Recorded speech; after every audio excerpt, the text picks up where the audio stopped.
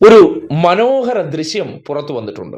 കഴിഞ്ഞ 10 വർഷത്തിനിടയിൽ എന്താണ് ഈ സർക്കാർ കൊണ്ടുവന്ന മാറ്റമെന്ന് ചോദിച്ചാൽ, കുട്ടികൾക്ക് വരെ തങ്ങളുടെ പരാതികൾ മന്ത്രി അപ്പൂപ്പന്മാരോട് നേരിട്ട് വിളിച്ച് പറയാൻ പറ്റുന്നൊരു കാലം. വിശ്വസിക്കാൻ പറ്റുന്നുണ്ടോ? ഇല്ലെങ്കിൽ മന്ത്രി വി ശിവൻകുട്ടി പുറത്തുവിട്ട ഒരു ദൃശ്യമുണ്ട്. ക്രിസ്മസ് അവധിക്കാലമാണ്. ആ അവധിക്കാലത്ത് കളിക്കാൻ അധ്യാപകർ സമ്മതിക്കുന്നില്ല. അവരെ നിർബന്ധപൂർവം പഠിപ്പിക്കുന്നു. സങ്കടം വന്നു. നേരെ മന്ത്രി അപ്പൂപ്പനെ എടുത്ത് നേരിട്ട് വിളിച്ചു. പരാതി പറഞ്ഞതിന് ശേഷം ഒരു റിക്വസ്റ്റ് കൂടി നടത്തുന്നുണ്ട്. ഞാൻ പരാതി പറഞ്ഞെന്ന് ടീച്ചറോട് പറയല്ലേ എന്ന് തുടങ്ങി.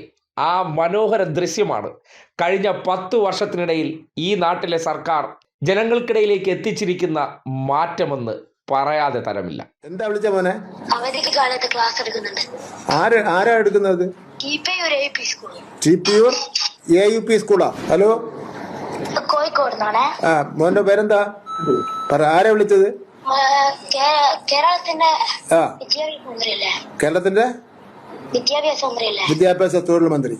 ആ, ഇത് കോഴിക്കോട് മേപ്പയൂർ പഞ്ചായത്ത് നിന്നാണ്. എത്രാം ക്ലാസ്സിൽ പഠിക്കുന്നത്? 7ാം ക്ലാസ്സിൽ. എന്താ വിളിച്ച മോനെ? അവധി കാലത്ത് ക്ലാസ് എടുക്കുന്നുണ്ട്. ആരാ എടുക്കുന്നത്? ടിപിയൂർ AUP സ്കൂളാ.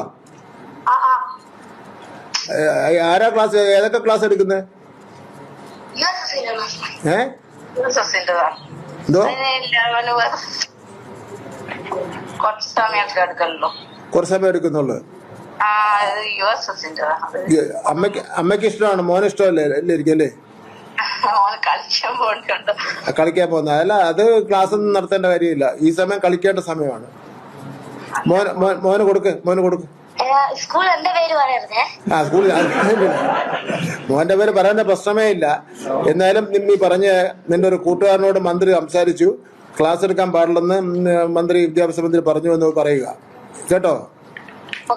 നിന്റെ പേര് പറയേണ്ട പ്രശ്നമേ ഇല്ല കേട്ടോ. പക്ഷെ കളിയോടൊപ്പം തന്നെ പഠിത്തം വേണം കേട്ടോ. പഠിക്കുന്നുണ്ടോ നീ?